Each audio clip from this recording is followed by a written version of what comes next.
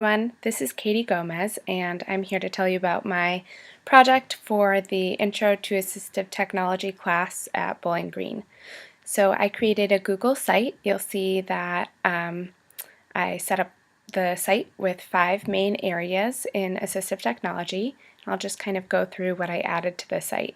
So first, under the definitions section, you can get to it either over on the sidebar here or by clicking on the button. And you'll see I made a word cloud with some terms that kept coming up and things that are related to assistive technology. I also have 2 buttons here that are links to the definitions of assistive technology, what it is, and Connecticut laws and policies because I am here in Connecticut. Then I have some videos about what assistive technology is and some other resources that I found. This one here is a PDF that I'm scrolling through quickly. I have another video, a couple more videos. I thought videos were really great for this section. And then I also have a blog from the International Society for Technology and Education website and another what is assistive tech website that I thought I would share. For the next section, I have AT models of practice or framework, and one that I really enjoy using is the SET framework by Joy Zabalas. So I have a link here to her website. Then I also have a great infographic, and then a scoop it with more information on the SET framework. So you can scroll through the Scoop It, and in the Scoop It, it will give you a live feed, so if anything was changed or updated, that would also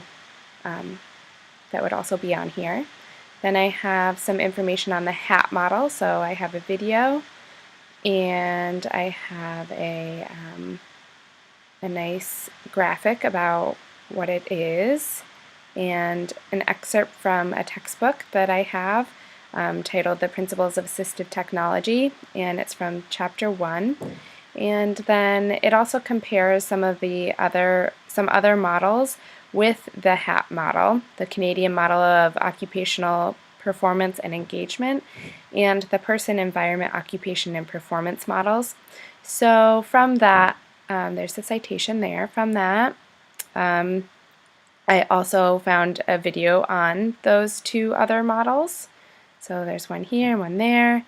And as well as I found this great slide share on the HAT model, which I thought was really good. There was another article that I have not received permission yet to share, but if I do, I will add that to this page. And then the last thing I shared about was the WADI, the Wisconsin Assistive Technology Initiative, and they have so many great resources and tools that I just provided a link to their page. Then the next 3 sections really kind of focus on some resources and information on assistive technology for different impairments or focus areas. So the first one was visual impairments. And for this, I found a resource guide created by somebody else who went to Bowling Green. So you can scroll through the PDF here, and there are lots of information and resources. And then I also included some links to some websites that I thought were really good for giving information and tools that were available. And then what I did is I included a video from Microsoft on some of their accessibility features, and then also a video from Apple on some of their accessibility features for visual impairment. And then I found a few cool assistive tech apps or specific things that have a specific purpose. So this one here is a money reader. So you can see in that picture there, the person's holding their phone and it kind of like scans the money and tells how much it is and what kind of currency. And this one converts any text into speech or into Braille instantly, so that's a pretty cool one I found. And then another cool app I found was Tap Tap See.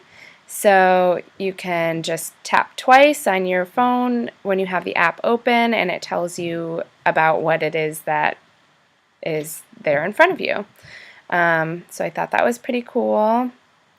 Then I also found Be My Eyes, which also is an application that you can connect with somebody else, and it's a live video call so that that person can support you and explain what is around you visually, which I thought was kind of neat.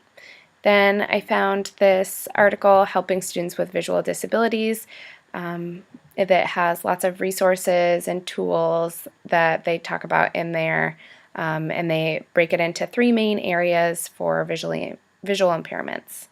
So that was a pretty cool document I found. Then the next section is communication impairments, and there was so much I wanted to add to this section because I am a speech-language pathologist, and I felt like I probably could have done this whole project just on AAC and broken it up into different sections. So I made this page very, very basic in my opinion, really kind of focusing on just what is AAC and then providing some more resources for those who want to learn more about specifics.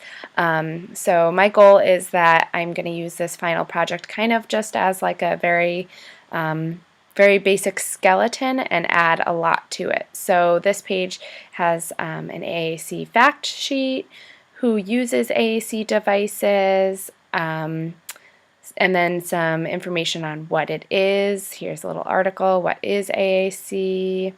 Then I have links to the 3 probably most popular AAC companies that make high-tech AAC systems, Pranky-Romic, Tobii Dynavox, and Saltillo.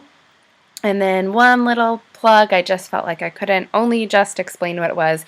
One really great strategy that is used with communication partners for those who are learning AAC is aided language stimulation or aided language modeling.